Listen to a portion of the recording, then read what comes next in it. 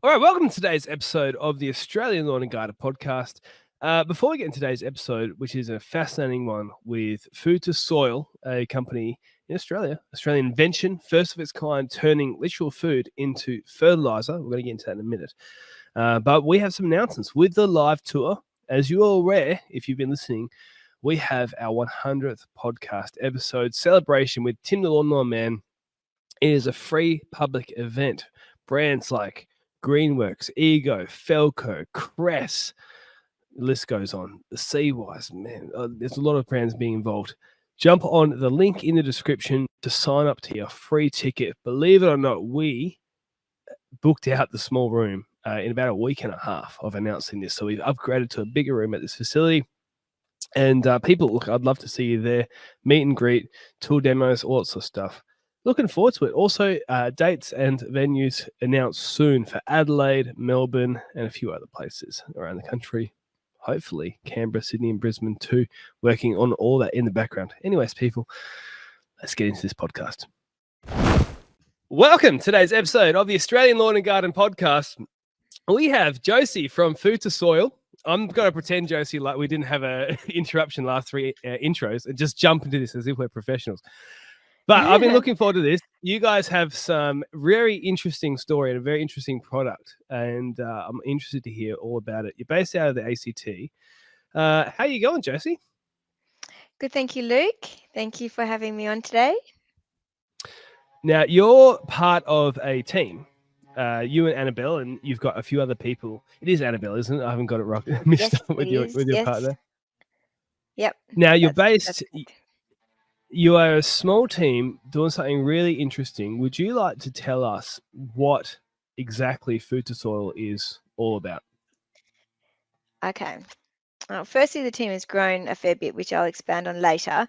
But Food2Soil really comes from the passion that we wanted to do something about the amount of food waste that was going to landfill. We knew that was a tragic waste of nutrients and resources. If you think of all the time and the effort that the farmer goes into, and then when the food is distributed, and then it's just to see so much of it go to waste. I think it's about 8 million tons of food waste is wasted every year, and about 4 of that is commercial food waste.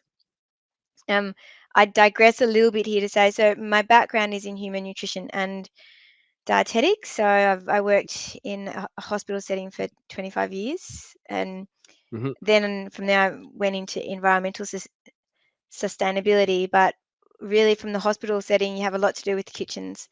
And you see food waste in huge volumes. And a lot of the time, food that hasn't even been open. And so I'm a lot of people would say I'm a bit like a dog with a bone when I come to an idea, and also an ideas doer. So I get really frustrated with when there's a lot of talk and not much action. So out of the hospital I worked, which was in Queanbeyan, just near outside New South Wales, 7 years ago we were the first hospital to divert all food waste from landfill, meaning that we linked up with OzHarvest first and foremost to make sure that everything that was able to be used and rescued for human consumption went to local charities first and foremost. And then I started looking around at what our other options were for what couldn't be donated. And so in doing that, it just opened up this level of interest and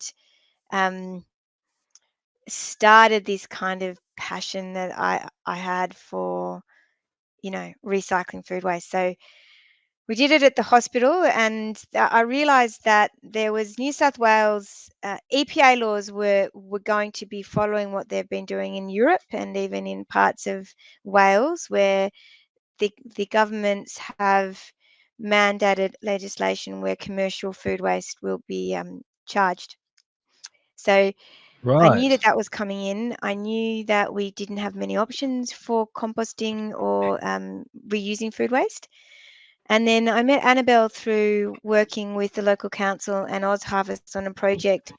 She worked in sustainable waste and sustainability management on farm. Her background was in permaculture, and she's quite amazing. She didn't shop for 10 years. She's very off-grid. And she and I both knew a friend of ours, Jerry Gillespie, and Jerry had done a lot of work in the space of organics and returning all organics back to land prior to us. And he had started this process of it's called a hydrolysate, which is Right. essentially brewing up food waste, very similar to what you would do if you're making wine or beer. And um, in that you're making something that's microbially alive. So, thinking gut health as well, tying back to my nutritional background, exactly like kombucha, which we like to say, kind of like kombucha for plants and soil, Yep. and selling it back. And so Annabelle and I, we knew Jerry. Jerry unfortunately became quite unwell, and we went, if we don't start this, somebody else will probably beat us to Sure. it. And there is this is the time. We both have kids, and I think my levels of anxiety about what's happening with the climate and what's going to happen to their generations and future generations beyond them was always this underlying anxiety about what we're going to do. And I think action was the only thing that really makes me feel better. So, Hmm. basically 4 years ago, we just said, okay, let's do it. And we started at the back of my aunt's garage. We got 60-liter plastic drums that people who do a lot of home brewing would probably Yep. know.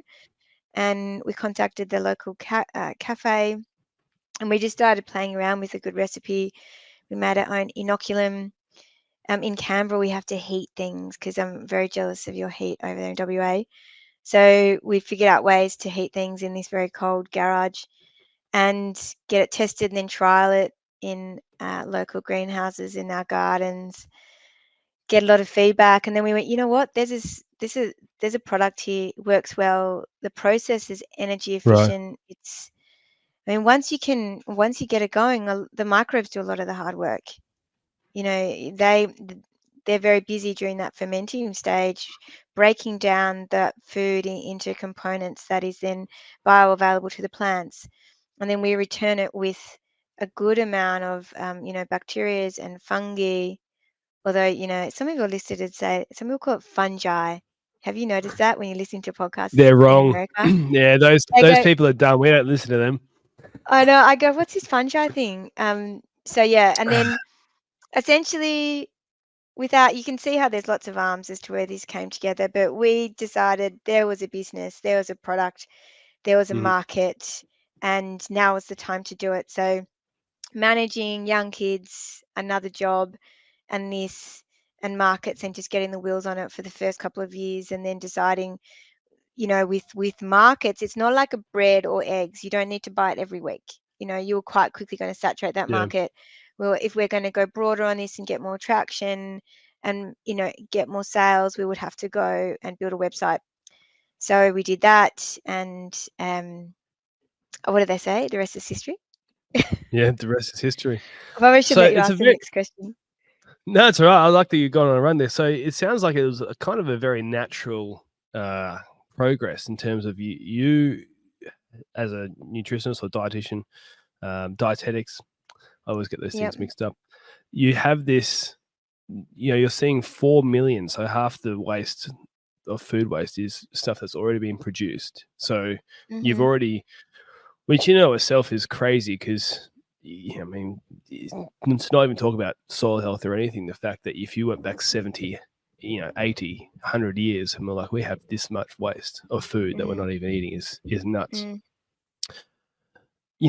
And then you see the farmers, you see a lot of people just getting rid of food because it's not, pretty, essentially, and Mm. there's all these problems. We've heard about it many times before.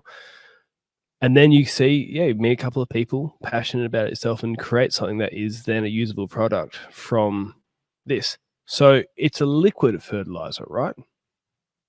Yeah, at the moment it's a liquid fertilizer, and the difference is it's not pasteurized. We don't need to pasteurize it. There's a bit of trade secret there, but when you do that, you kill off all the natural microbes, and that's what we Yeah. want to retain. It's just like you want to, from a Mm. human nutrition point of view, you want to You want sauerkraut, you want miso, you want fermented goodies to get and improve the gut microbiome. We want to do the same thing with the soil. And so by keeping the microbes in, are you finding when you're doing trials with it, what kind of results are you getting from this? Because a lot of people might be behind a environmental project, but like you might have, it's like when you've got you got kids. I got young kids. You got a cousin or something, that young cousin who draws a picture, and you're like, oh, great job, but it kind of sucks. But you want to be, supportive of them, because I think a lot of times people, they want to support the environmental thing, but sometimes, if we're honest, the vegan cheese isn't as nice, or the, whatever substitute people are putting in. So we're always suspicious, even though we might be supportive. What do you find with the results from the fertilizer, and kind of what is the target market of plants? Is it food plants? Is it all plants? Is it, you get what I mean, lawns, gardens? Where you find the best results, and what sort of results are you getting? That was one of the hardest things, because when we originally went to do our testing, we wanted to test it on everything, and because it is a natural product, meaning it's organic nutrients, so they're not synthetic. They're not going to be toxic to the soil as much as, say, like your standard NPK synthetic volumes that are very high concentration. Mm-hmm. So we found that it was, and then there's application. It can be a foliar application. It can be soil drench. Mm-hmm. It works. I mean, for a bioprimer, a seed soaker, or a transplant mix, they're particularly really good, and we usually recommend there's a much higher concentration for that purpose. But we went out originally with our standard natives. We had a local horticulturist, and then a horticulturist up in Queensland who did contact us early to say that they were keen to help us do some trials. And when you're starting a startup, as you might know, you're doing things on the smell of an oily rag. We didn't have Mm-hmm. a lot of money to be able to, and in Canberra, you can't grow stuff for a good 3 or 4 months of the year. So we used every little bit of opportunity to get the local community and some local horticulturists, to help us with our testing. And we found that the results on our most native species went well, particularly things like your basic grasses was really good. Even we had kangaroo paw, we had clistamine. We've got a whole list. And then our exotics, I've got a garden, probably more of exotics, because I inherited a lot of it, and we found it was generally really good for that purpose as well. The only plant we didn't end up testing it on was probably epiphytes, that, as they get their nutrients from the air, and because you'd have to spray it on, we haven't done a lot of testing on that. So it's a general all-purpose nutrient feed and biological fertilizer, as in, putting those live microbes back into the soil. We even did testing in hydroponics, but Mm-hmm. particularly when hydroponic systems were using coco coir, or Mm-hmm. Yeah, that like a coco coir very, medium. Yeah, because what we or found in cocoa the piss, some horticultural. people might call it. Yeah, yep. And that we got some great results from that as well. And I know, because traditionally they've had to use really quite strong synthetic nutrients, and they can be Mm-hmm. quite a hazard for the person who's working there. We did find, because it is microbial alive, if you let it sitting in just plain water, so we have to be careful with some systems that we do say to people, it will cloud up the water, or it will produce growth, because it is alive. And as you know, we recommend, if people put it in a bucket and they leave it for a while and leave it in the sun, it will produce more growth. So systems that need to have very clean fertigation lines, we've said, you'd want to do a trial on a small area first. But Yep. generally, yes, we go with an all-purpose, all-round nutrient and microbial boost. I think it's interesting, like the whole idea of using food to then, because my natural thought, just because it's obviously the company is Food2Soil, you would think that people who are home gardeners and putting it back on to grow more food. It's a very interesting cycle. Do you know what I mean? But yeah, I think one of the things that comes to mind straight away whenever you talk about something living that's in a bottle, right? You go, well, one, have you seen those videos of people opening kombucha bottles they've left too long? Yeah, and it explodes. Yeah, Yeah, it's good fun. we've got some great factory ones of that as well. We our bottle has a fermented lid, and it's probably worth putting a little bit here in the bottle. I've probably sent myself crazy looking at options. Not only are we big into food waste, but I'm massive into waste in general. So Mm-hmm. before Food2Soil, I had a small consultancy company that I called Little Waste Co. that helped businesses reduce their waste in a way that was environmentally sustainable and friendly and cost effective. And so yeah, having a plastic bottle really irked me. And but when we Right. really looked into it, I looked at metal, I looked at bamboo, we looked at bags and Tetra Paks. We need to have a vented lid because it is microbially alive. So whatever we had needed to have this vented lid to Mm-hmm. allow air to escape but no air to come in.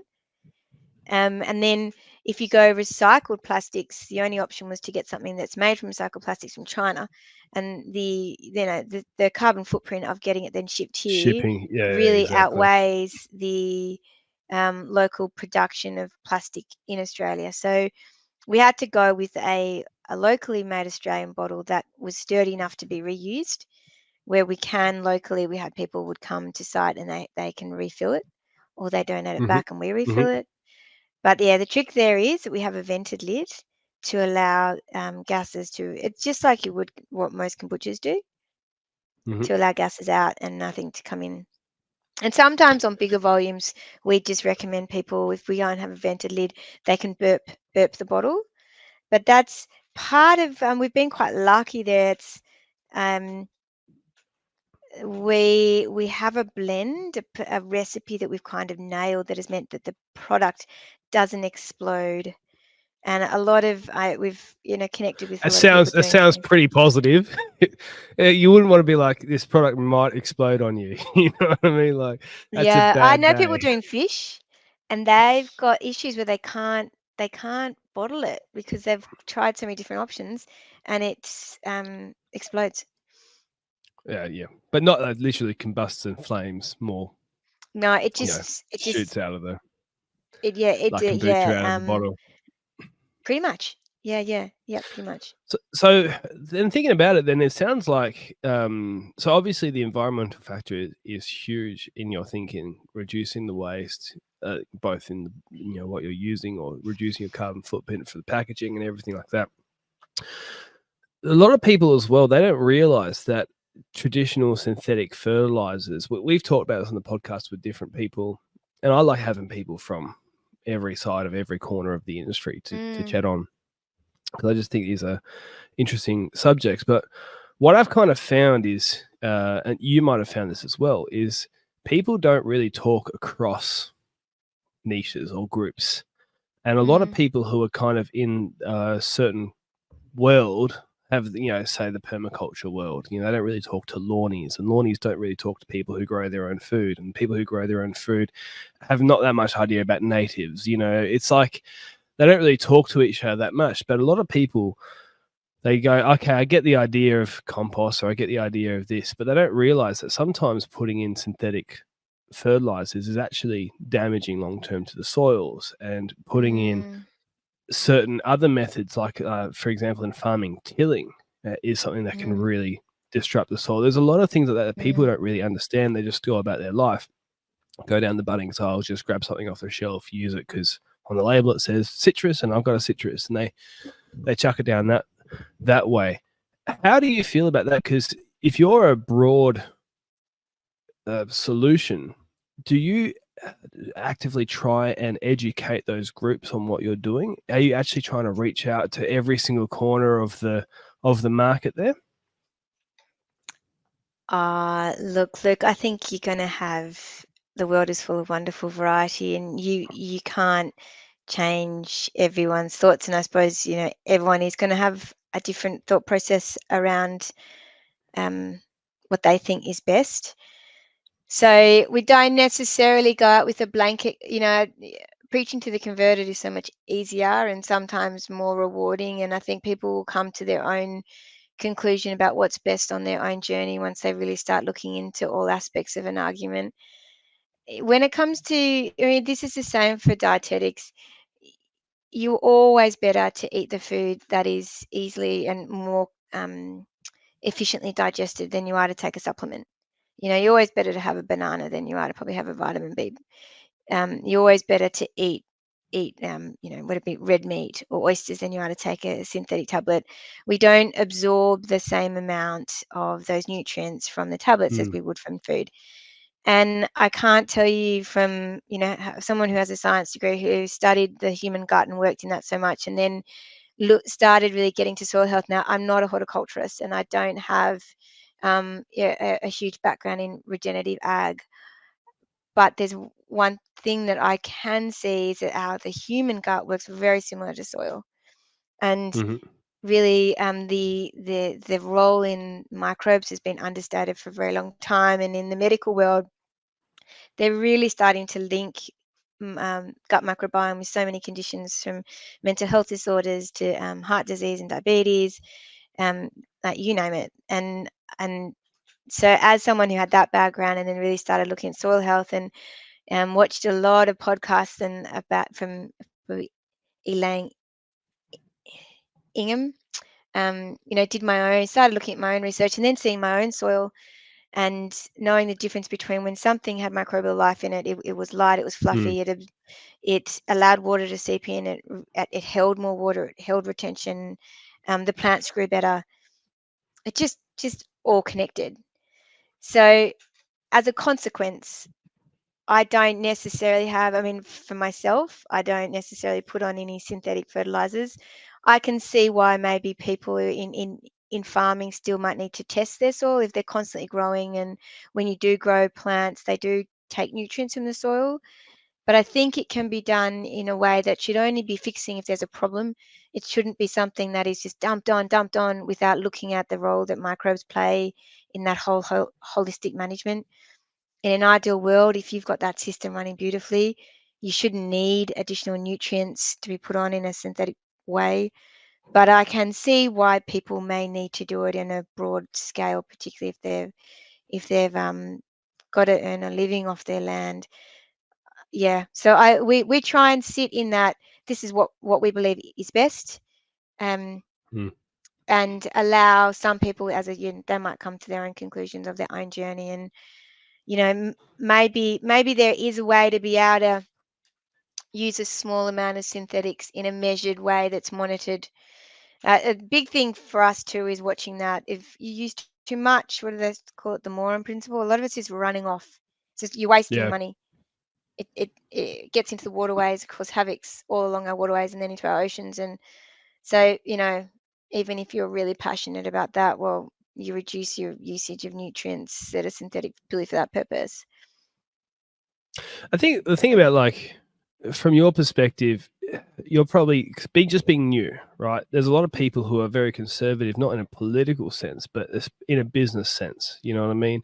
A farmer might be very careful because taking too much risk could result in a bad financial return, or somebody who is growing say plants for sale like a nursery. They've done it this way before. We haven't had a problem with that before. So I mean conservative in that we don't want to take on too much risk. What do you wish what's the conversation you wish you could have with those sorts of people? What is the thing that you wish you could tell them from your perspective? Work on the root cause, which is always the soil first, rather than thinking about the plant. Just start something, start looking at the soil and start trying to get that. Particularly, I think when you can get the microbial life better in the soil, you're going to start seeing some outcomes. Then start looking about how you can reduce, because if you reduce your other inputs, you're just going to be saving money. You might be, at least for the first few years, offsetting some of the return changes that you might make in production. Yeah, look, I suppose that's probably what springs to mind most, first and foremost. I'm having started a business, previously worked as I said in government and public health. I've got a whole new appreciation for how hard small business is. You know, Mm-hmm. you don't get your sick leave, you don't get the annual leave, you don't just get that money coming in to the bank without having to kind of worry about where that income's coming from. So yeah, look, I've definitely am aware that people need to weigh up how they can still live and function, but then you've got to weigh that up with how you can do it in a measured way. Probably is going to be each individual's decision. But yeah, in the long run, flogging the soil is not going to do you any good in the long run. So they've got to look at changing practice at some point. Start it now. It's like ripping the band-aid off. Yeah, I find it. I think it's a really admirable thing to go down the path you're going on, but I also think you're taking on such a unique challenge because you talk about going from government. Government is so different. I've got some of my closest friends are like what you are, working in hospitals, physios or psychologists or whatever, and the idea that's behind that is so different to the idea behind a small business owner and the hustle. But then you're not just an average small business owner that somebody say you start up a Subway franchise or something like that. Yeah, that's a jump from a government job to a Subway franchise. But people have done Subway franchises before. You're jumping Yeah. from one edge of the extreme, the safe, government job, all the way to a brand new startup no one's really done before, at least not that I'm aware of, trying to solve a problem with a bunch of people who, like, especially the big spenders in the industry, the farming, the big, nurseries, those sorts of stuff, will have that more conservative business mindset. That sounds like you've really bitten off a real tough challenge there, hey? I know. It was, you know how I said I'm an ideas doer. You kind of think maybe there's that level of craziness in there as well. But look, what do they say about startups or small? It's like jumping off a cliff without having a parachute, or jumping off a cliff without knowing the parachute's going to work. And I would, 100% back that. It's definitely it's a ballsy move. But then, if you don't take risks, then how often in life is it that no reward is taken without risk? And we think now is the time where we need to change. Like, change needs to happen so we can get change. And I used to say that as a dietitian to people all the time, where they almost want to stay doing what they're doing, but they want to lose weight or they want to get their blood sugars down. Mm, And then you just have to say, you're not going to get change if you don't change. yeah. So this is the same principle. So we have to change the status quo about how business is working, and it can be a force of good if it is done well, and if it's done with the fundamentals, of the ethos of the business to make things better and to honor the land and honor the environment more. And that circular economy, I suppose, aspect where it if all falls into place with the way we believe it can, then it'll work out. Like, What's the most rewarding moment that you've had since starting Food2Soil? ooh, that's a hard one. Do you know, for the last few months, I've been working on a course to help people start and run a successful lawn mowing or gardening business. I've had a lot of questions over the years from people asking for coaching or asking for some sort of advice, and I'll help out as much as I possibly can. But at the end of the day, there's a limit to how much you can write in a comment, and I don't really have the time or skill set to do coaching. And so we've made this course from scratch. It's 47 lessons, over 6 hours of content. It is not a short little course that you can get done in a weekend. And also the price reflects that. But if you are somebody who is wanting to get into the industry from a different industry, or you're somebody who is really great at gardening, but maybe you need some help on the business side, I think the value for money is off the charts. I honestly think that if I had had this course myself when I was first starting out, or even the first few years of business, it would have saved me years and years and years of heartache and mistakes and pain, because a lot of us were making the same mistakes that I was making all those years ago. And it can be avoided. If you are somebody who that sounds interesting to you, check out the link. Oh, I should also say there is an exclusive group as well. It's not just a course. There's a group. You have conversations, ask questions, all that sort of stuff. I want it to be as helpful as possible. I want people to succeed in business because I think small businesses are awesome, and I think the gardening and lawn care industry is even better. So if that sounds like it's of interest to you, there's a link in the description. Check it out, and I'll see you there if it is the right thing for you. Anyways, let's get back into the podcast. Okay, I would say probably when we first went out with our crowd raise and we were inundated with messages of support from people we didn't know from our socials, just saying, well done, love your work, and that's, you can get that feedback from the people that we do know and our friends and family, but from people that you don't, total strangers, I was like, that it's almost level of like, yeah, kudos. Actually, people do dig what we're doing, and it is well respected. That's probably one of the bigger ones. There's been some time where you've had conversations with people who have gone, look, I've really loved it. My plants have responded really well, and they're overall really happy customers. That's a great feeling. Is we're not salespeople. I would be the worst salesperson. We don't like talking about something if it's not factual and if it's not true and tested. And it's fantastic when you've got someone who just you've helped out and their garden's going well and they love it, and you go, yeah, this is cool, Yeah. What is the moment? Because a lot of small businesses have this moment, or multiple of them, where you go, "Oh, I'm not sure if this is going to work." I'm not talking about the product. I'm talking about the finance, or we can't find enough staff, or something broke, and how do we go like that? Because it sounds like going to such a challenging thing. You've had a few moments like that. Many, many, many. You just keep going. I think you acknowledge it, you acknowledge it's hard. And once you put in so much effort, you think, I'm not going to give up now. Kind of there's that, I've got to see this through. You've put in 4 years. But we went with our gut feeling. The gut feeling was this product has a place, the business has a place, and it has the ability to have huge impact on scale. So when you get those moments of, darn, this is hard, I could have just stayed in my cushy job and got my pay and, hey, I'd be able to take the kids on more holidays, then I don't know if I would, because I would have been worried about the carbon footprint of the plane. But, I think you got to walk to acknowledge it. Fiji. Yeah, exactly. Get a boat. And as a co-founder, it's been fabulous to have a good friend and co-founder. We weren't friends before we started. We just were very passionate about the same things.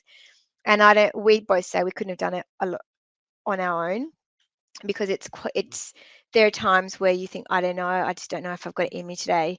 And the other one has a bit more mojo to see things through. And so definitely having a good co-founder, acknowledging that it's hard, and just, just getting up every day and just going to the next task, probably not overthinking it. And having we've both got partners who have had constant and quite secure income, and so that's been a bit of that's a good fallback, because you couldn't do something like this. There's a foundation. Yeah, I totally get it. I think we get told most of our life that stubbornness and arrogance is something you don't want in your life. But I actually feel that if you're fighting for something you believe in, those things can, to a certain degree, become a really good trait. There's a certain arrogance, and it's not like a certain arrogance might not be the right word, but it's the best one I can come up with, of somebody who says, I see the way that it's happening, and they're not doing it very well, and I'm going to be able to come in and do it better, even though no one's ever done it before, And there's a stubbornness to just go, yeah, things are hard, and you push through. And there's kind of these are the traits in the superhero movies that we love, and these are the traits in the historical novels that we aspire to when we see somebody like that. And that's the stuff that small business and other challenges, but small business is one of them, really brings out of you, Yeah. the 9 to 5, I have a wage, and super and long service leave and all that sort of stuff, to not only am I not taking on a wage, I'm investing, savings or whatever. And who knows, it's like, if nothing else, and I certainly hope it's not nothing else, but if nothing else, the personal growth you get from that sort of stuff is pretty beneficial on its own sometimes, Josie. Look, we do this thing called learnings, failed learnings, and we use it a lot because honestly, I could fill a whole podcast with our failed learnings. But when you fail, you learn something what not to do next time. And Mhm. we kind of take those and yeah, possibly, that's just a great way to almost perfect a way forward, is just learning what not to do next time, and um, being okay to not have always nailed it. We've also had a few really good decisions that we've made, and overwhelmingly, we've done the right thing. But there's a lot of times where, yeah, you would look back and go, wouldn't have done that. But I think everybody does. Well, we've got to go off to a little bit of a break, Mm. and have a bit of an intermission. But when you come back, I want to hear about your learnings. I like that word. All right, we're back. A lot of the people, Josie, who listen to this are actually small business owners. A lot of people who do their own lawn and garden business or something like that. And I think for you, maybe the people you might talk to, they don't understand small business, but a lot of people really resonate with this challenges and struggles of taking something off the ground and taking a risk and trying something that might not work. And you were just talking about learnings before we took the break. What is some of the bigger challenges or the bigger learnings that you've had doing Food2Soil? I've got two that I'm thinking of. The first, when we started the business, we were obviously thinking about our customer. Mm-hmm. And now our first customer, main one, was going to be agriculture and broadacre ag. So thinking biologicals, Mm-hmm. probably that's where we'll go. But we always knew we didn't have the resources or the manual ability to be able to produce in 1 ton volumes. So we, Mm-hmm. as I said before, started off in 60 litre fermenting vats and then had 15 litre. So we contacted some people in the area who were quite well known in the regenerative ag space, being Charlie Massey, who is a lovely guy, Martin Royds, who is from Braidwood, and people might know about Maloon Creek. Some of the people in Charlie Arnott, you might have heard of his podcast as well, and some of the people he interviewed just within the ACT and surrounding region. And we thought, if we can get them out some product that we lovingly nurtured, you know, in um, Mm-hmm. in such a conscientious way. And we did. We chatted to them. We have full respect for these people as farmers and what they're doing for regenerative agricultural movement and looking after soil and the holistic approach. But getting feedback from them after we donated product was really difficult. And we look back now and go, it's not from it's literally, it's our understanding that people have priorities, and if everyone's busy, and if you're usually asking something else of somebody who already has so many priorities. So it Sure. was really difficult to get that feedback from those farmers As that in was really valuable. just for them being able to have the time to properly assess and review and then give Yeah, you feedback. yeah, So yeah. they kind of And we say kind of yes, and thought then it's okay. Yep, they kind of say yes, and it was, and with full respect to them as well. But it was one of those things where we go, yeah, we learned that giving product away in the hope for feedback wasn't gonna cut the mustard. Like, people were just too busy for it. So you almost have to pay people, or get people with a particular level of passion and interest. Mhm. If when you have very little budget, you've got to rely on often the kindness factor and the willingness of people to give you their time. and Yep. everyone is time poor. So Yeah. that was something that we look back on and go, yeah, like that wasn't going to be a way forward. So what we found was better traction with the gardeners and the gardening community. Yep. And so it was better to get a stall at the local markets and sell it for a price that it enabled us really to cover costs and then Hmm. some, and just in enough to make it viable, and ask those people for feedback. And that went better. And I think because it was smaller volumes, they're already interested, we could get them to do before and after photos. We got people who were local producers in a smaller capacity who were, say, producing garlics or doing small urban farms where they were selling products to customers and bringing it into town. That they were, we got much better traction from them. So we shifted the model and thought, well, let's start in the home gardener, smaller retail market. And it was much easier for us to produce 1 liter, 2 liter, 4 liters, Yep. and abandon ship with going broadacre, and that's worked well for us. And we are going to stick with that retail market because at this rate we sell it within the stores that we even take their waste from, so it works well. And we're definitely open to, particularly now we're in a bigger production system, to be moving into more of the ag space when we have the time, the contacts, the facilities, and the resources to do it properly. Yeah. So Well, I think giving product away doesn't work.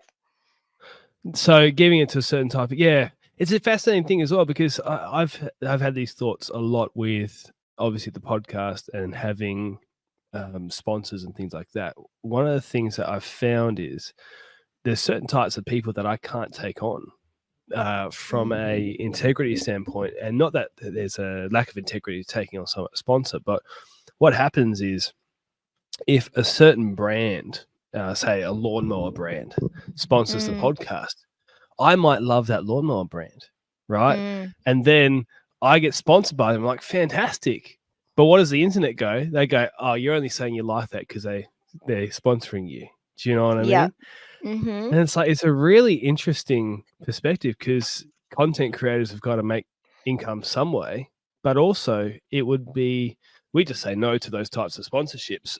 Like it's much better to work with a brand that sells a lot of things, a shop that sells a variety of things. Just go pick what you like, and people don't question Mm. that so much. But I can Yeah, totally yeah, yeah. see, even talking with we had Seawise on about a month ago who are a composting business over here Mm. in Mhm. Perth, and so kind of a similar concept in a way. Yep. Obviously, composting has been around for millennia, and what you're doing is a pretty brand new idea. But the idea of taking waste and composting it and then selling it commercially, and in the lead up, I was shown some photos of before and afters of farmland using different stuff and blah blah, but people don't believe it as much from, say, coming from a podcast or coming from the CEO of the company as they would just from their mate who chucked it on. Mm. Do you know what I mean? Mhm. Somebody who truly Yeah. used the product, who Yeah, truly user got a result, testimonial. has 17, 20, a billion times more weight than an influencer sometimes. Yeah. Uh, so, yeah, it's something I think about And quite a if bit. you've someone of our generation, it's actually difficult to get, because it's part of the business I don't necessarily love doing, is putting yourself out there on camera. It's those video testimonials are gold, but most people feel really uncomfortable doing it, and I get it. Hmm. If I didn't have to be Hmm. on camera, I would choose not to. So yeah, it's something that the younger generation is really comfortable with, is getting a camera and doing those kind of, yeah, user generated testimonials are by far and wide the best way. But yeah, you often ask people and they kind of go, "Oh, it's not really my gig," and you got to respect it, you know. Yeah. And yeah, but then you have to hit, being in business, say 1 out of every 100 people is one of those people who loves what you're doing and will also put it online. Well, you got to sell 100 products to get there, and if you only sell 400 products, you've only got 4 people. It's just a maths Mhm. game sometimes, isn't it? Yeah, and look, So even with a lot of the nurseries, we found that a lot of those products that they're bigger companies have the ability to pay commission on how much is sold through some of the bigger retailers in the Mhm. horticultural world. And so you're up against, shelf space and, that the staff at that facility are going to get more commissions to pay for products that are well known. So that's a Yes. hard one as well, because we don't have the ability at this point to be able to pay more to sell the product. So we have to really be out there creating the desire and the brand awareness on our own, using the resources we've got. And when you're starting from nothing without big company budget behind you, it's Yeah. tough. Particularly if we were to start out in something like nurseries, very difficult. Yeah. And then you've also, have you been aware of the Bunnings, what's the word, inquiry for nurseries at the Mm. moment? So for those who are not aware, No, oh, you're not aware. Okay, this is no, interesting. yeah, Last week or two, and I've actually asked around to get some people on to talk about this on the podcast at some stage, and yeah. but basically the same kind of thing that's happening. There's news articles and things like this on the ABC where there's a government inquiry into Bunnings and how it's treating nurseries, and the reason Right, is yeah. that nurseries really the only big fish in town now is Bunnings. And I think Mm, from memory, it was something like 70% of the market is Bunnings. So they have a much bigger share of mm, nurseries than Coles or Woolworths have of anything. They're still mm. IGA, they're still Aldi. So, but Bunnings is so huge that basically what's happened is they have a power to make certain deals that are so favourable to Bunnings that basically it just leaves the nurseries on the brink of extinction the whole time. Yeah, That's the summary. That's what's been accused, at least. And ABC's done a great video on it, which is quite even. yeah. They've got a nursery that sells to Bunnings that's very happy with their deal, and they've got some nurseries that are not very happy with the deal. So I'm not an expert on it, but I'm hoping to interview someone. But it goes through my mind. It's very fresh in my mind, so I can see a brand like yours. The ability to get to the size to even supply a Bunnings would be insane. It takes so much money. It takes so much, and then And even look, then, it actually might not be as profitable as what people would think. they will, yeah, look, and we held out, and we will still hold off on that, because you can sell to those bigger entities at not wholesale, but wholesale prices. And you have to be able to sell by the pallet load to start with. So that was never going to be achievable for us as a really small startup. Mhm. Growing, and now we can do that. Bunnings is not a high on our list because, one, it's going to be shelf space. Two, they undercut the prices of what we can market. So we're much better to pave a way forward without relying on the Bunnings Mm. at this point. We're not saying never, but it's just too early days to sell ourself and the brand out so quickly for peanuts. And we've seen, and we know of another company that was also recycling waste and went through Bunnings first. And our big thing is, we make sure the customer is there first and grow with customer demand. Don't create Mhm. product and hope the customer's going to come. So we've taken that road of the lean startup model, where you start small, you grow customer. You're much better to have greater demand than you can produce than a glutton of product you can't move. And Mhm. we think that could really easily happen in a Bunnings type situation. So um, that's where we Because that sit with comes that Bunnings. comes back to your waste thing, doesn't it? Because you don't want to Hmm. create products and then have it sitting around and be wasted anyway. That would be kind of against your ethos. And I think the main thing for the listeners to know there, we're a fertilizing company or fertilizer manufacturer that uses organic waste to produce product. We're not a waste management company, and we don't want to be or need to be. And those companies take huge volumes of waste, and organics maybe one stream. And their main revenue sources comes from the intake of waste itself, not from the product that they make in the end. So Mm. it's good that they're around to do the job that they're required to do, but they can't guarantee the cleanliness of their product, their input. We're very conscious of microplastics. We're very conscious of high quality in means high quality product out. We only take waste in from partners that have a very good diversion or decontaminating process, and we have minimal plastic contamination or contamination of all kinds. Because trust me, Luke, in organic waste, you see some pretty gross stuff. So most of what we I get can on believe bulk, it. and it's quite clean.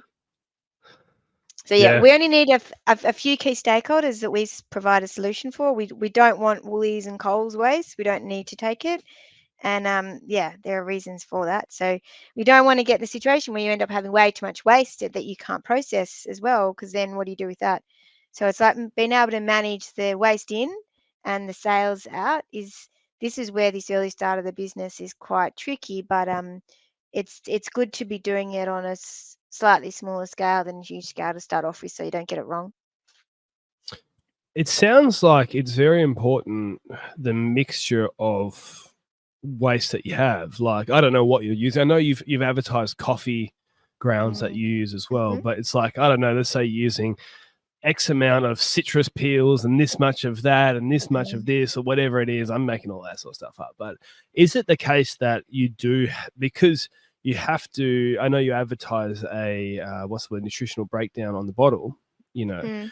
I'm guessing you can't keep that, you know, Yeah. average range by just taking in random stuff. And you probably would get that explosive quality or something, right? Am I on the right path there?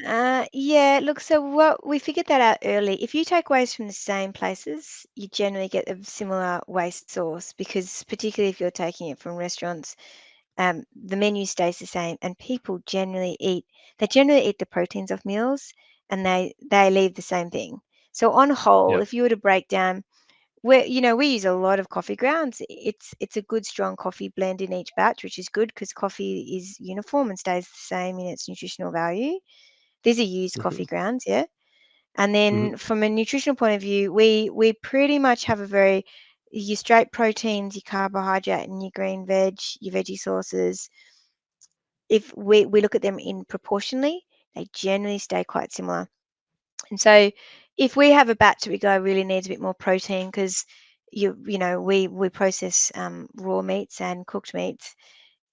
We have it with a local butcher and chicken shop where we have things in the freezer, and we get out and defrost a batch of bones to add into a certain batch. So if Right. for some reason we think we just look at it and we've done a lot of testing now, and so the averages of our NPK, which expresses ratios on the website and on the bottle, are an average of all those taken over, and we're talking over 20 different samples, and we still do that um, to get a bit of an average. And given if we're using even sometimes up to more than 50% of coffee grounds, then if we get the carb, the protein, and the green veg ratio roughly the same each time, it's amazing how similar it is. And it really helps to be able to pinpoint that we're taking from the same people who have the same waste. Because even as a grocer, they end up ordering the same amount, and what remains waste, so chicken carcass, chicken thigh bones, avocado peels if you're a cafe, carrots, and stale bread.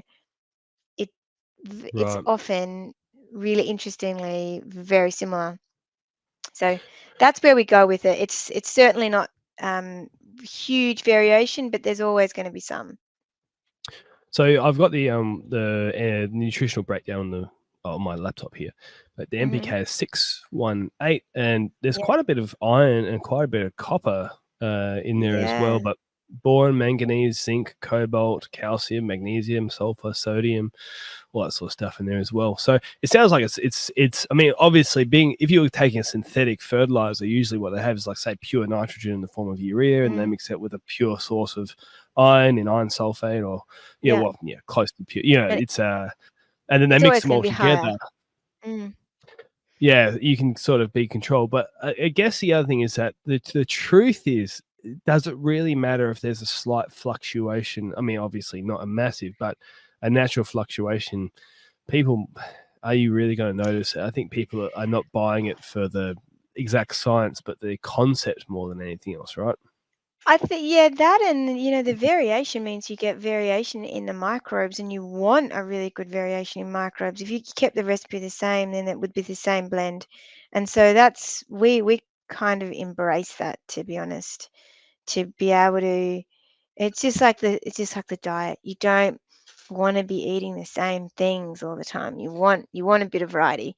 You need your macronutrients, your protein, carb, and um, fats, waters, but your micronutrient content will always be more diverse. And Mm, so, yeah, kind of that's the same principle that we take.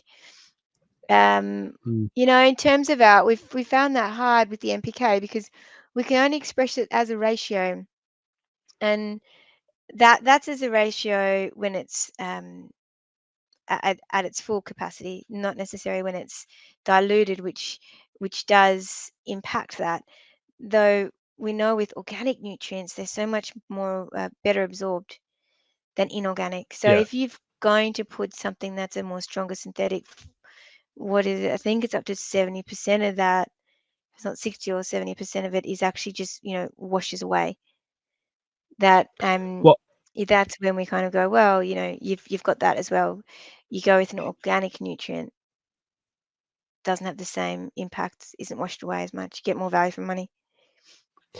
I learnt this about a year ago, which is too late in my mind because I do a lot of research on this stuff. But I didn't know about volatilization, which for a fertilizer is essentially the loss of nitrogen to the atmosphere because nitrogen Mm. is very volatile, and obviously most of Mhm. what we breathe in is nitrogen. Mm. If someone is to apply a standard urea, it's about 30 or about a third, about 36% is lost to the atmosphere. The atmosphere. And Yeah. so there's coated ureas and stabilized ureas that help with that. They're more expensive versions of the fertilizer because there's no processes involved. But you are right that even reading a nutritional breakdown, or what do they call it, a nutrient guarantee or whatever it is, yeah, they reading that, there's a lot of things in life that are like this. Like the spreadsheet analysis actually doesn't tell you as much as just a pure side by side comparison would, you know. And so look, Mm. it's yeah, I mean, I'm going to get my hands on some after this podcast and try it out. I think you are right though that there is something about the microbes, the especially like what does your plant actually need? You sort of touched on that before, like certain soil varieties might be so healthy that you basically don't need anything, and certain soil varieties might be so naked of any sort of value that they need everything. But yeah, I'm definitely with you there that the nutrient breakdown doesn't tell the whole story. Yeah, and I think, we often try to plant things that aren't designed for the soil we're planting them in. That's if you I think we've got to keep that in mind, Mm, particularly if you're growing things for produce value or the soil. I mean, Australia's soils, what are we, the poorest soils in the world, the most ancient soils of the world, and then we try to maybe grow vegetables in it, and yeah. it's not up to scratch on it because it just doesn't have the fundamentals that it needs to do that. So I suppose that's when you've got to be yeah, conscious of bringing new soil in. And then what we find here in Canberra is that traditionally some of the soils that you get from the local landscaping place, they arrive and previous to a lot of my knowledge on this, you'd put it in your veggie patch, this nice fresh soil, and it'd be steaming hot. And then I found for the first growing season, nothing grew in it. And and now I look back and I think, it was so hot. I'm surprised there were any microbial life left in it when we first got it. It looks green and I mean it looks black and it looks healthy, but the microbial life of that soil wasn't good. It's actually much better after the years of me just giving it what it needed and kind of feeding it that microbial body back. Mm. And so yeah. Do you? So at the moment, do you have an idea on how much you're putting out a week? Is it a consistent amount of fertilizer a week you make, or is it you do a big cycle and at the end of the month it all comes out? Because it'd be a unique process, right? Yeah, so we're going from producing. We used to have 800-liter tanks that we upcycle all of our equipment. These were old dairy vats, and we got them pretty cheaply from rural Victoria. And we actually had to buy heat jackets from Asia to make sure they were warmed. Now we've moved into a newer, larger site that has proper 3-phase power and better drainage. And hey, you know what? Look, it's even got bathrooms. So we're no longer doing bushways out with the snakes in the long grass. And That sounds they like quite an improvement. it really is. Seriously, we didn't have in running water, and we just use tanked water, which is actually quite good because it's not chlorinated. But the tanks we've got now are 7,000-liter dairy vats that are jacketed. And again, learning if you can afford it, even the winery can stainless steel tanks would have probably been better. But when you're buying things as a startup, you've got to take what you can get.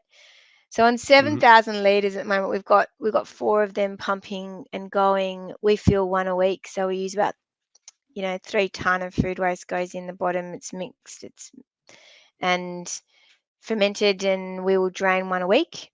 So from that, we can Right. often make 4 ton of product a week. And that's where we're at now. We can up that quite quickly with bigger tanks that can take more tanks. But that's going from a process of 60-liter plastic drums to 800-liter stainless steel drums that aren't jacketed to 7,000-liter jacketed, still recycled, repurposed tanks. And then as a business, it's like the Food2Soil factory itself, brew house, where we're doing an engineered kind of plan for that. And it might be it's looking at to be maybe about a $2.5 million setup as a proper brew house, to say, well, why would you ship Food2Soil from the east to the west? Why don't you just have a Food2Soil brew house in Perth? But we need to find Right. the partners to have that work with. And so we're at a bit of an inflection point of the business where we just want to, we've got to get sales in and get the cash flow Yeah. really comfortable and that model rolling out, and then look at scaling that, whether it be licensed or probably licensed over franchise, but moving Food2Soil. You could have Food2Soil Geraldton, Food2Soil Perth, Queensland, Wagga, Byron Bay. Wherever there is food waste, there is potential to ferment it, and all of those areas need good quality biologically alive fertilizer. So let's not ship it around the world, around Australia. Let's make it closer to source. And you actually can do that if you're using a homemade inoculum. The inoculum that we make, you make from the air. You make a lot of it uses a lot of the microbes in the air, and the microbes in the air are similar to the microbes in the soil. And so, they often say it's not a good idea to buy biological fertilizer from America or Europe, because their microbes in their air are quite different to what ours are in our soil. Oh, That interesting. we think, well, wow, there's a whole, there's biosecurity laws and etc. for as well for importing things like that. But we think there's warrant there or merit there to be look at creating more biofertilizers locally and doing testing on them, and benefiting Would local it soil. be? Is it possible to? Now, this would be, I'm assuming, an incredibly expensive and long-term view of everything. But a lot of these brands of fertilizer will have a certain thing that's targeted to, say, root growth, or a certain thing is targeted to fruit or flowers or leaf growth or whatever. Are you working down specializing, so you would have a vat that is, this is our special mix of waste that gets us the best results on this, and this is our special mix of waste that gets the results on that, and then you have a variety of options? Yes, in a nutshell, though, in business sales, you're best to perfect your first product first and make sure that's churning. We see a lot of opportunity to have different versions of the product. We're currently doing some really exciting trials with the University of Sydney on rhizobia and legume inoculation, which is proving to be really exciting, and the results are coming out to be really fantastic, which is good for us. So we've got maybe various blends that we'll be producing from those trials. So we see lots of opportunity, but we're conscious to not spread ourselves too thin too early. We've got to be able to have that strong one product that gets the business up and rolling, and then be able to dabble in different versions, and it may be tweaked as you go. But yeah, we've done quite a lot of accelerators and small business, and a lot of the things I say is don't diversify too early. You make sure you've got the bones of what your product is first. You told about the trial then with the university. Is there any other trials that you are planning, or is it because you mentioned Yeah. briefly before it was really hard to fund them, if I remember hearing correctly? We've been really lucky. So a few years ago, we worked with the University of Southern Queensland, and we had a lot of our nutritional and microbial testing done through them. So we've got a fantastic breakdown of the microbial colonies within the product. Then from there, we did ANU, which is Australian National University through Canberra. We had students who are studying horticulture and science do some studies on product efficacy and definitely biopriming. So our own results are showing when we've done our biopriming results is 3 to 5 day earlier germination than non-soaked Food2Soil. You soak a product in, say, just water, unchlorinated water, and then you soak it in a 25 or 20%, even 50% Food2Soil blend, and it's that really exciting. It just works fabulously every time. So What seeds we've were had they? well, the ones that we did spinach seeds, radish seeds, pumpkin seeds, and our ANU trials were done. Gosh, I'd have to remember what they were done on. I'd have to go back to it, Luke, and have a look. But I know he did some vegetable seeds and flower seeds. I can't remember the name, but he even did it. The first student we had did it with starting off at 1%, which was way under our application rate, but he had to do it starting at a benchmark, and as a bioprimer at 1%, we still got really great results. So those are ongoing. The Sydney Uni trials are now looking at more of an nitrogen fixing rhizobacteria inoculation of seeds, and Right. some exciting results happening out of that. So we've got ongoing studies on that happening with Sydney Uni, and we're certainly willing and always looking for opportunities where we can get research done for minimal costs. Do you only sell through the website at the moment, or are there starting to be nurseries and stockists that are taking it on? We sell locally through some IGAs, super barns, and some of the big businesses we originally took waste from. We sell online because it's one of our easiest ways for direct to customer. We want to be able to get into more stores, and we have. So if any of your listeners have a store that they recommend for us to contact, please get on and email us. The email's on the website, food2soil.com.au. That's the plan, is to, when we move site, to be able to produce in bigger volumes, to be in more stores. We were in a few Sydney stores, but that's a big plan of the growth model this year, is to go beyond our website sales. Yeah. It's a very interesting challenge. Like you've got, I can relate to it a lot, having been in business a while. Like there's so many moving parts of changing your I can just hear it in your story. You got to change the site and then upgrade this and then do that and then get it out and all that sort of stuff. And how many people are in your team right now? Because you obviously would have just started with you and Annabel, right?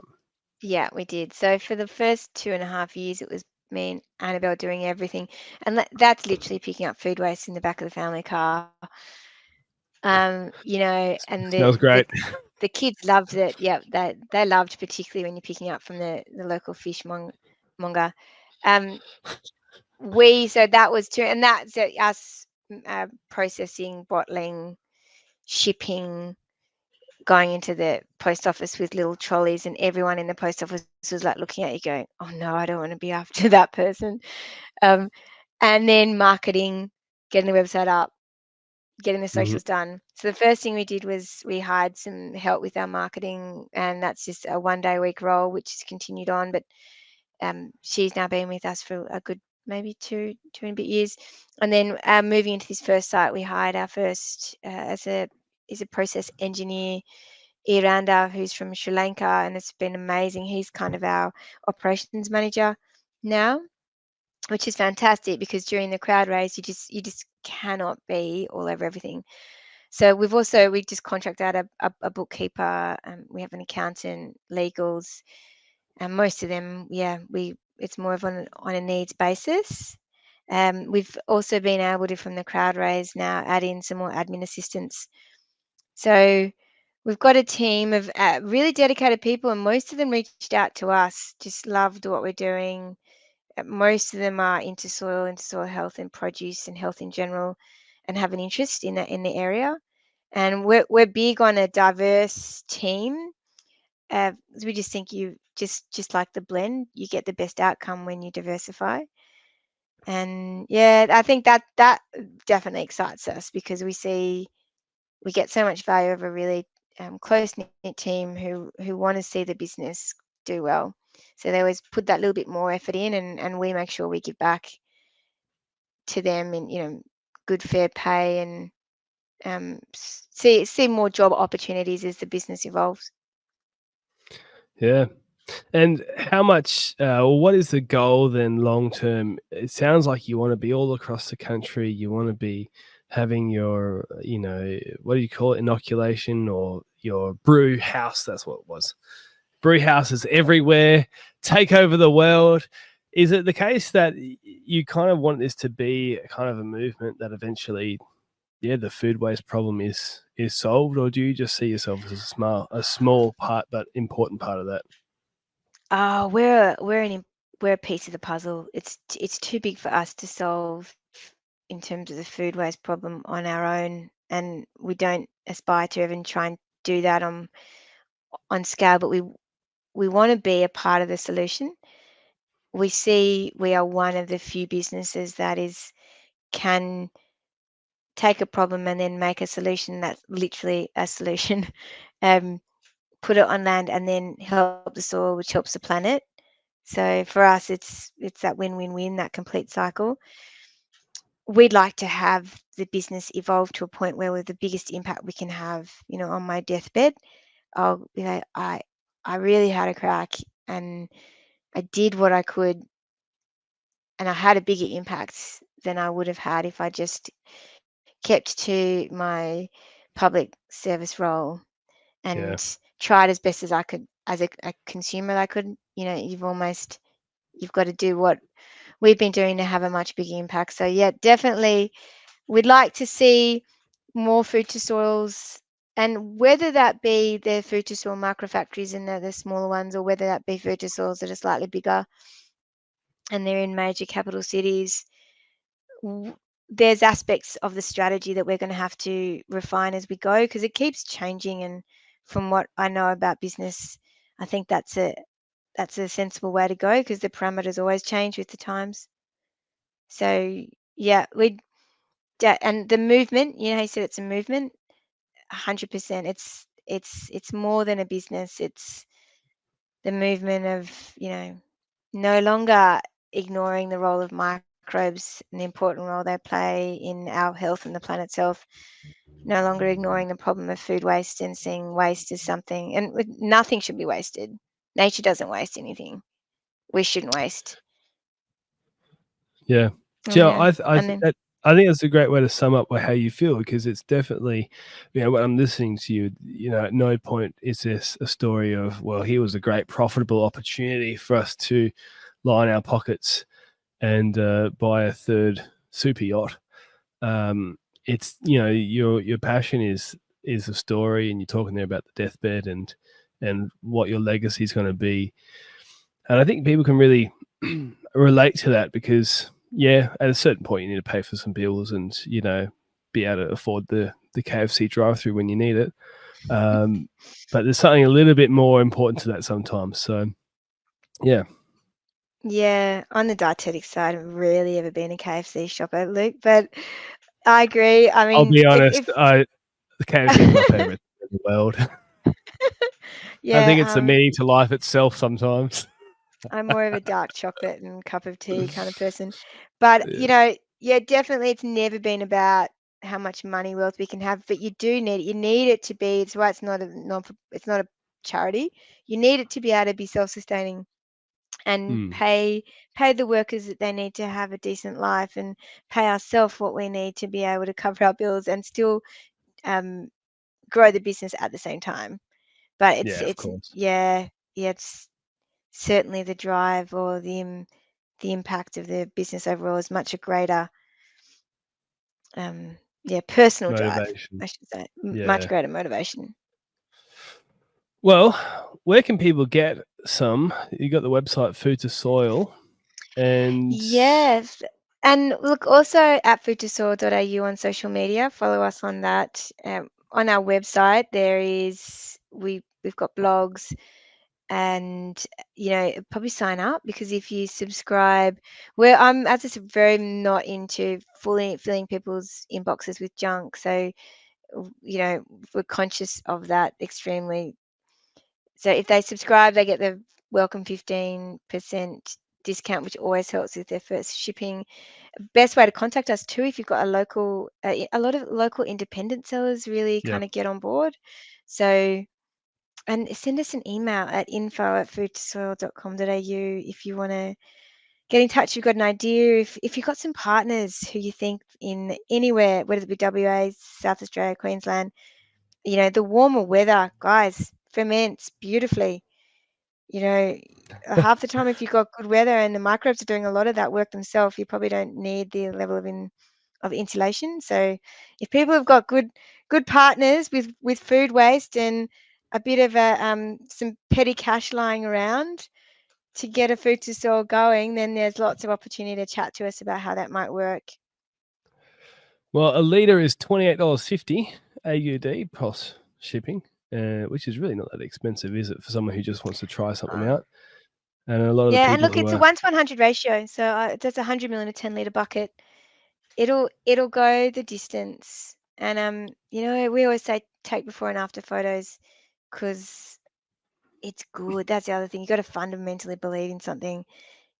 It works. It's can I say shit? Uh, it's you can good say whatever shit. you want. Oh man, this is a very relaxed podcast. You've made it to the end, but you should have been swearing the whole time if you wanted to. No, it's okay. I don't care. What I was I'm going to say trying on to a serious refrain. note.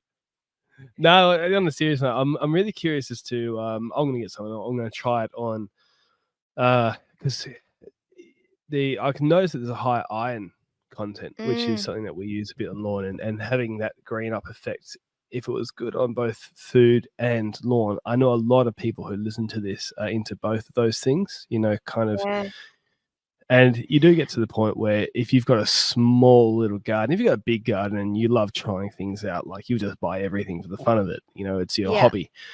But if you've got a small patch of lawn and a small herb garden, and you end up spending, you know what I mean, like $30 on this and $40 on that and $20 on this, it's all to, if you could have It one adds up. solution, it'd be pretty good. With So lawns, yeah, we've got buffalo here in Canberra rather than the Canberra blend, so it tends to go off a little bit in the winter.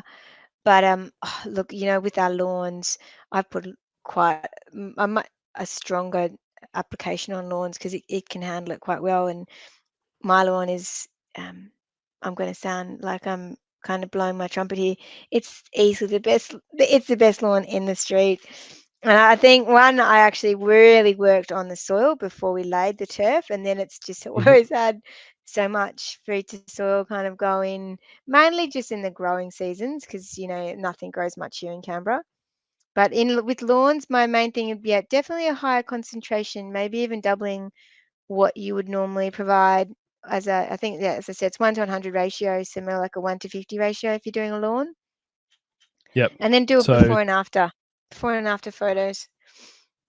20 mil in a litre is essentially what you're getting at for a lawn. Yeah. Something like Mm-hmm. that. Yeah. Which again is you could do 50 litres, and a lot of people, 100 square meters, they might be applying 5 litres. So you can do, what's that, 1,000? Yes, that's right. Do 1,000 Well, square yeah. meters, which is, yeah. On our region and our broadacre ag trials, we've kind of worked between 2 and 5 litres per hectare. And generally looking at more 5 litres tends to be probably the more favourable. Once you've applied, the whole idea too is we believe that once you really improve the microbial life of the soil and you've got that better, then in the long run, you shouldn't need as much. What you have is Yep. just like an application to sustain rather than to build. So if you're starting off from a really poor base, you'd want to be applying once a month, once a fortnight in growing seasons and using more regularly. But if you can, that's the great thing about building soil health, then you're working at having to pay less in the long run. Well, you'll find that the type of people listening to this are like, they just want to apply something sometimes. Like it's like Let's find a something friend of that's doing mine. good for the planet then. Well, it's just that they, I'm like this, where if you get in the habit of every Saturday or something doing something on your lawn or doing something in the garden, and you're like, I don't really have to do anything right now. I'm still going to do like the lawn's grown 2 millimeters, but I'm still going to cut it, because that 2 millimeters just looks a little bit more schmick, or because you just like being outside, going for a walk, and Tinkering, whereas on the tinkering in the yard. exactly Don't trying start a something new. startup then because you don't have any time. I've got a lot of things going on my plate. Don't worry about that. But I think just a lot of people who are listening to this will be like, yeah, let's just try it. I can hear it in your voice where you're like, oh, you don't have to apply it so much. Don't worry. The people listening to this will be like, I'm going to apply it all the time. Just see what happens. It's a hobby. Oh That's what yeah, it and you is. know what? Send us. I think that's it. Like we love feedback, the good, the bad, the ugly. It's all helpful when you don't have a massive budget to have a huge R&D team on this constantly. You have to rely on that citizen science, and that's kind of, yeah. And the citizen science is the good stuff because it's what people see. It's what our customers, Yeah. you know what I mean? So we're all up for it. And tell us when it hasn't worked. Make sure you let us know. Um, and we want to know why, and then we can pinpoint why. But by and large, it's just, yeah, we get generally really good feedback. So to anyone Well, yeah, listening, make sure they send, if they do buy some, let us know how it goes. send it through. Well, I've enjoyed this chat, Josie, and people jump on the website. Thanks, Luke, and thanks everyone for your attention and, yeah, for listening. Shout out if you And have any questions. yeah, jump on the Instagram or the website, send through some questions, and everybody else, we will see you in the next podcast.